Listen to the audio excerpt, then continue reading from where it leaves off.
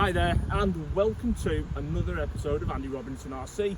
Cheers for checking this episode out today, much appreciated. Right, well, before we go any further, I need to say this, don't forget, massive thanks to all our channel supporters on Instagram, YouTube, Facebook. We've finally got over the 2,000 subscriber mark. It's been coming for a while and it's finally happened. So huge thanks to everyone who supports the channel. We wouldn't have got where we are without you. So yeah, lots of people to thank. RC Health, all the other channels that support the show as well, and the small community we've got is great.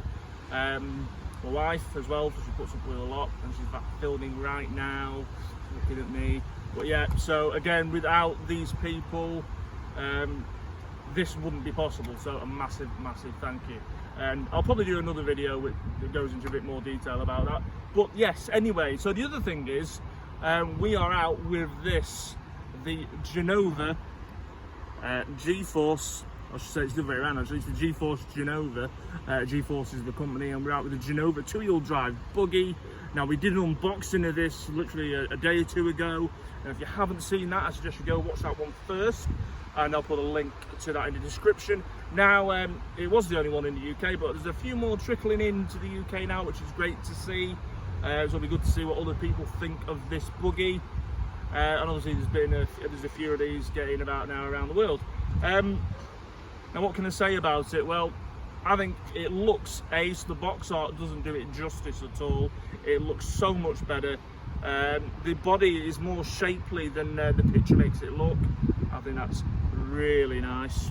Definitely got some retro looks going on there. What I was going to say, well, in terms of construction, what an absolute breeze it was to build. If you do get one of these, it'll take you no time at all. Partly the fact that's helped with the pre-assembled transmission, pre-assembled shocks, although they are dry built, you'll need to put oil in them. And the turnbuckles are all done, and I hate turnbuckles, so I thought that was great. So the rest of it is a breeze to put it together. Again, that's helped by the fact that it's been well thought out. The people at G-Force, and I guess as well, because Masami Hirosoka did an overview with this buggy, overseeing the project. So it's been really well thought out, and it goes together so well. Also, the quality of the plastics are superb. You can see there, I mean, you know, they're quite thick. You know, they seem really tough. Now, I know there'll be an issue because this isn't distributed across the whole world yet, so spare parts might be a problem. We're hoping that there will get distribution, or you can sort of maybe get things through Amazon Japan, because you can get this buggy for Amazon Japan now as well, which is making it easier. So yeah, but I don't think, you know, unless you really trash this hard, I don't think you're suddenly going to break anything. It is really robust. The rear shock tower is like girders, but in black plastic. So yeah, you saw me running it here. I'm going to just take the body shell off and have a quick look at a few things. So bear with me.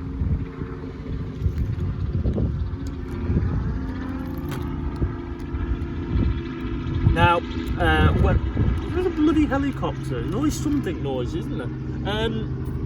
Yeah, after doing my initial video, there was a lot of comments. It seemed, you know, a lot of interest in this buggy. I can't get the body off now. Come on, play ball. Yeah, as I say, there seemed to be quite a bit of interest, but a lot of people commented, well, it looks like this buggy, and it looks like this, and I suppose with it being a two-wheel drive buggy in that traditional format of motor at the rear, battery down the middle, etc., then yeah, it is going to look like a lot of other buggies.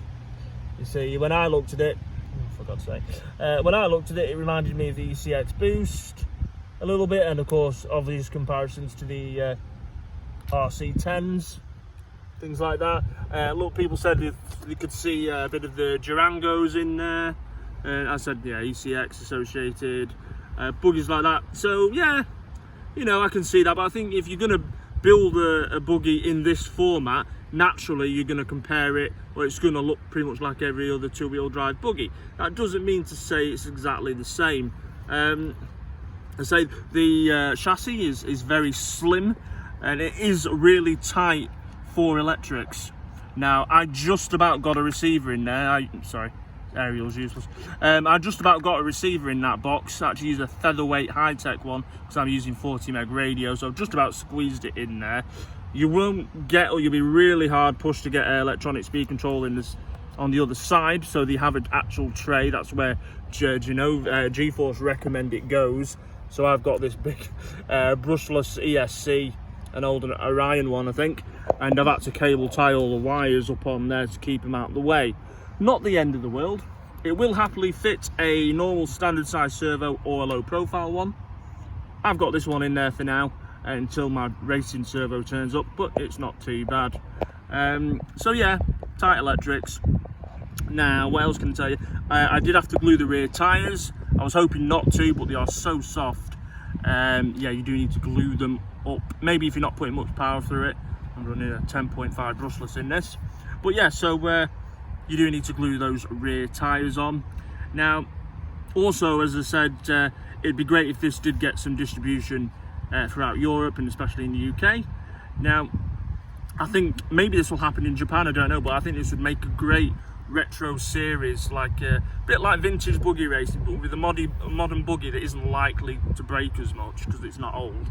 I think that'd make a great, like a one make series. Now, what was interesting is that if anyone follows our iconic RC and the revival, they'll notice that they did the Race of Champions at the end of the day, and they all used RC10 RB10s, which again, they released that buggy last year, and that was in this classic format, the rear-wheel drive format. In fact, my lad races ones. I had one on the channel, so if you've not seen that, I'll put a link to the description. So it's not like they've done this, it's a new thing.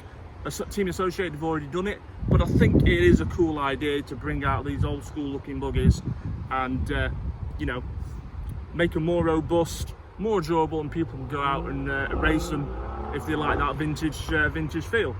I'm certainly going to be racing mine, so when I finish this video, I'll be emptying all the oils out the shocks and getting it set to do some carpet racing at my club. So I'll be filming that as well, and you'll be able to see it going around an actual track. Any other things I thought? Yeah, it comes with a lot of sort of like the classic Phillips screw fittings. Personally, I didn't have a problem with that. Other people may do, maybe they wanted like the capped hex head fit screws. Personally, I find that easier with my arms, having to screw them in. But I think a lot of racers would probably like to see proper ball studs on this. I don't think it's a big thing myself. Also, I did make a mistake in my first video, so apologies. I said it came with a ball differential. It doesn't, it is a geared diff. Now, from the pictures in the manual that depict it, looks like it's an oil-filled gear diff, or you can have oil into it, so that's cool. And you don't always need a ball differential depending where you're using it or where you're racing it. So yeah, so far I'm pretty pleased with it. I'm going to put it down and we're going to give it a bit more of a run. And while we're on it, it's like a bit like a track exposure at the BMX track in Blackpool. So we're going to put it down and give it a run. Yeah, so let's get on with it. So watch me faff around. I'm trying to get the shell back on.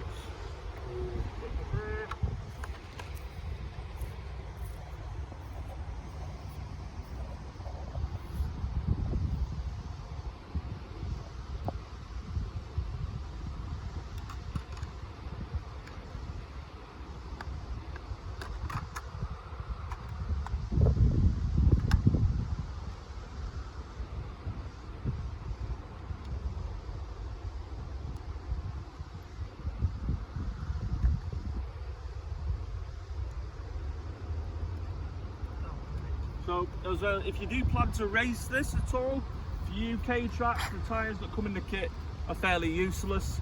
They're only really good for sort of like dirt, sandy dirt, that sort of thing. So you wouldn't need to change your tyres for racing on most UK circuits. But it's perfectly fine if you just want to have fun with it.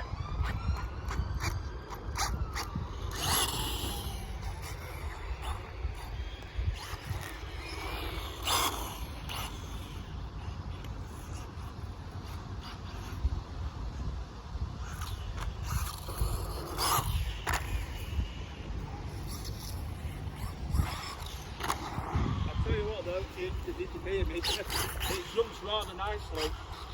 Suspension's lovely.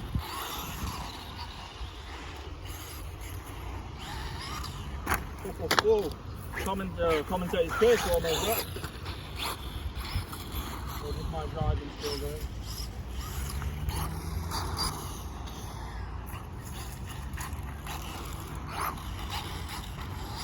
So what I did have to do, I did alter the slipper clutch when I tested it outside my house. It was a bit on the loose side, so I corrected that.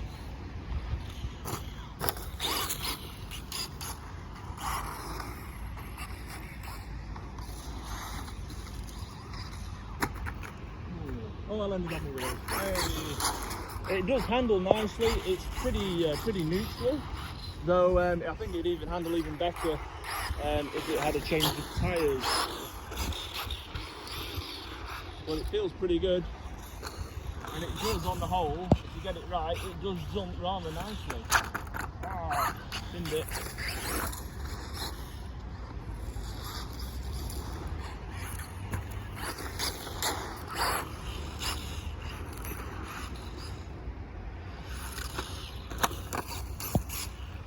So the good thing about roughing this up now is I won't be afraid to race it.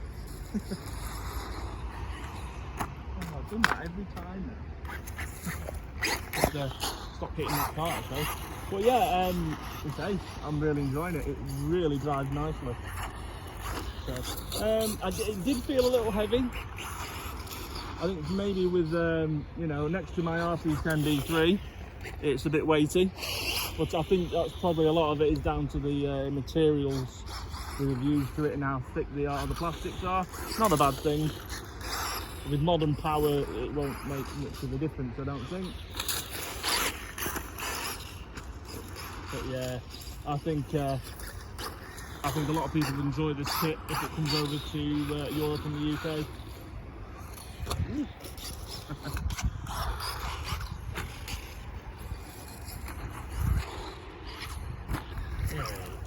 So there you go. I think that is ace. This so far is definitely one of my favourite releases of the year. Really enjoying it. It's really cool. So as I said, I am going to get this set up now for doing some racing indoors at my local club and wherever else I go. Yeah, let me know what you think of it in the comments. I think for the right person, I'll say that about anything I suppose, but I think they'll really like this. It's ace. And yeah, if you can get it over here with a proper distributor for it, it won't cost, you won't have to pay the same outlay that I paid for it. So yeah, I think it's cool. It's definitely a cool alternative to some of the other things, buggies out there.